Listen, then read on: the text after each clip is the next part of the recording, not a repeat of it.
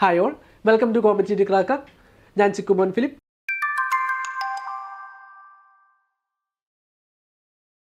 അപ്പോൾ നമ്മൾ competitive cracker super over എന്നൊരു സീരീസ് നടന്നുകൊണ്ടിരിക്കുകയായിരുന്നു അല്ലേ. അപ്പോൾ നമ്മൾ അക്കൗണ്ടൻസിയുടെയും ബാങ്കിങ്ങിൻ്റെയും ഒക്കെ ഒരുപാട് ചോദ്യങ്ങൾ പരിചയപ്പെട്ടു.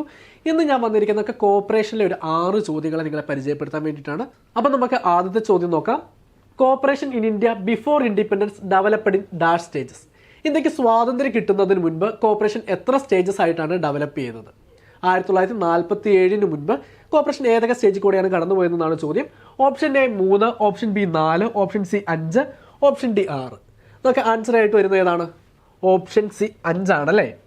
അപ്പോൾ നമുക്ക് ഏതൊക്കെയായിരുന്നു ആ 5 സ്റ്റേജ് ഒന്ന് നോക്കാം. ഒന്നാമത്തെ stage period of infant years, 1904 മുതൽ 1911 വരെ. രണ്ടാമത്തെ സ്റ്റേജ് എന്ന് പറയുന്നത് period of hurried expansion or modification stage, 1912 മുതൽ 18 വരെയാണ്. മൂന്നാമത്തത് പീരീഡ് ഓഫ് അൺപ്ലാൻഡ് എക്സ്പാൻഷൻ, 1919 മുതൽ 29 വരെ. അടുത്തത് period of consolidation and reorganisation, 1930 മുതൽ 39 വരെയാണ് ആ കാലഘട്ടം. അടുത്തത് പീരീഡ് ഓഫ് റിക്കവറി, 1940 to 47 ആണ്. നമുക്ക് അടുത്ത ചോദ്യം നോക്കാം. Which author is associated with promoting the idea of cooperative Commonwealth in his writing? ഏത് രചയിതാവാണ് അദ്ദേഹത്തിൻ്റെ രചനകളിൽ കോഓപ്പറേറ്റീവ് കോമൺവെൽത്തിനെ കുറിച്ച് പറഞ്ഞിരിക്കുന്നത്? നമുക്ക് ഓപ്ഷൻസ് നോക്കാം. Option A JP Warbasse, option B Charles Gide, option C DG Karve, option D DR Gadgil. നമ്മുടെ ആൻസർ ആയിട്ട് വരുന്നത് ഏതാണ്? ഓപ്ഷൻ ഡി DR ഗാഡ്ഗിൽ ആണ് അല്ലേ. ധനഞ്ജയ രാമചന്ദ്ര ഗാഡ്ഗിൽ എന്നാണ് DR ഗാഡ്ഗിലിൻ്റെ ഫുൾ ഫോം. നമുക്ക് DG കാർവേ എന്ന് പറയുന്ന ഒരു ഇന്ത്യക്കാരനാണ്. നമുക്ക് കോഓപ്പറേറ്റീവ് പ്രിൻസിപ്പിൾസ്, റീഫോർമുലേറ്റഡ് പ്രിൻസിപ്പിൾസുമായി ബന്ധപ്പെട്ട് കാർവേ കമ്മിറ്റീനെ കുറിച്ച് നമുക്ക് പഠിക്കാനായിട്ടുണ്ടായിരുന്നു. അതുപോലെ തന്നെ കാർവേസ് അഡീഷൻ അല്ലെങ്കിൽ ഗ്രോത്ത് പ്രിൻസിപ്പിൾ എന്നറിയപ്പെടുന്നത് ഏതാണ്? ഏതാണത്? കോഓപ്പറേഷൻ എമോങ് കോഓപ്പറേറ്റീവ്സ് ആണല്ലേ. അടുത്ത ചാൾസ് ഗിഡ്, നമ്മുടെ കോഓപ്പറേറ്റീവ് ഫ്ലാഗ് ഡിസൈൻ ചെയ്ത ആളാണ് ചാൾസ് ഗിഡ്. JP വാർബേസ് എന്ന് പറയുന്നത് കോഓപ്പറേറ്റീവ് ഡെമോക്രസി, കോഓപ്പറേറ്റീവ് വേ എന്നൊക്കെ ഉള്ള പുസ്തകങ്ങൾ എഴുതിയ വ്യക്തിയാണ്. നമുക്ക് അടുത്ത ചോദ്യത്തിലേക്ക് പോകാം. What key contribution did the Rochdale Pioneers make to the cooperative movement? അതായത് കോഓപ്പറേറ്റീവ് മൂവ്മെന്റിന് വേണ്ടിയിട്ട് റോക്ക്ഡെയിൽ പൈനേഴ്സിന്റെ കോൺട്രിബ്യൂഷൻസ് എന്തായിരുന്നു എന്നാണ് ചോദ്യം. Option A the focused on agriculture cooperatives. ഈ റോക്ക്ഡെയിൽ പൈനേഴ്സ് എന്ന് പറയുന്ന ആരായിരുന്നു? ഫ്ലാനൽ വേവേഴ്സ് സ്ഥാപിച്ച ഒരു കോഓപ്പറേറ്റീവ് സൊസൈറ്റി ആയിരുന്നു അല്ലേ.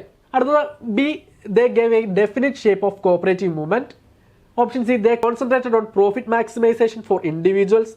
ദേ ഇൻവെന്റഡ് മോഡേൺ ബാങ്കിങ് പ്രാക്ടീസ്. നമ്മുടെ ആൻസർ ആയിട്ട് വരുന്നത് ഏതാണ്? ഒരു സംശയം വേണ്ട, നമ്മുടെ ആൻസർ ഏതാണ്? They gave definite shape to the cooperative movement. Option B ആണ്. അതുകൊണ്ട് തന്നെ കോഓപ്പറേറ്റീവ് മൂവ്മെന്റിന് ഒരു ഡെഫിനിറ്റ് ഷേപ്പ് നൽകിയത് കൊണ്ട് തന്നെയാണ് അവരെ നമ്മുടെ റോക്ക്ഡെയിൽ പൈനിയേഴ്സ് എന്ന് വിളിക്കുന്നത്. നമുക്ക് അടുത്ത ചോദ്യം നോക്കാം.